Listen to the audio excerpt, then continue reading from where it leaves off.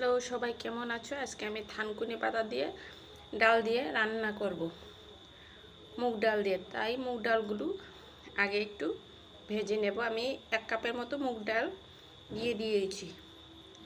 এখন হালকা একটু ভেজে নেব। খুব সাধারণভাবে রান্না করব, খেতেও খুব টেস্টি। তো ভাজা হয়ে গিয়েছে, এখন আমি নামিয়ে নেব। একটা কুকার নিয়ে নিয়েছি, আমি মুগ ডালগুলো ধুয়ে দিচ্ছি।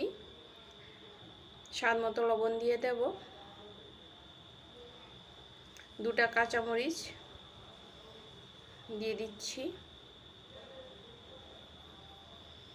তারপর 1 কাপ জল দিয়ে দিচ্ছি। তারপরে থানকুনি পাতাগুলো কুচি করে কেটে নিয়েছি, এগুলো দিয়ে দেব। কুকারে একটা সিটি দিলে নামিয়ে নেব।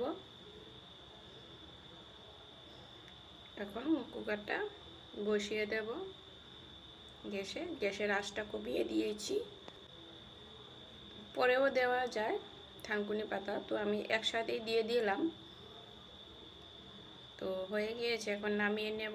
কড়াইয়ের মধ্যে তেল দিয়ে দিয়েছি, এখন শুকনো মরিচ দিয়ে দিচ্ছি। শুকনো মরিচগুলো নাড়িয়ে নিচ্ছি, একটু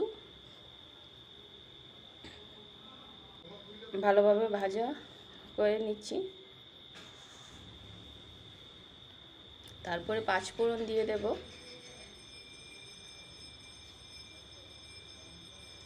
সিদ্ধ করা মুগ ডাল,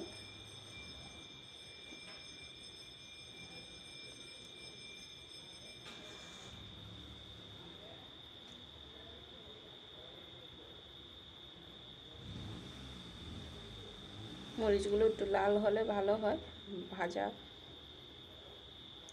5 ফোড়ন দিয়ে দিলাম। তো কুকারে দিলে সোমবার দিয়ে নামিয়ে নেব আমি।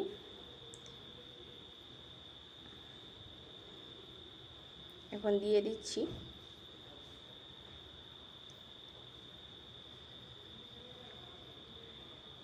আমি, এখন হলুদ দিয়ে দিচ্ছি,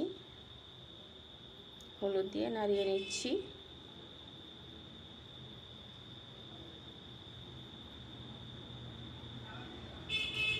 রান্না হয়ে গিয়েছে, আমি এখন একটা বাটিতে নামিয়ে নেব।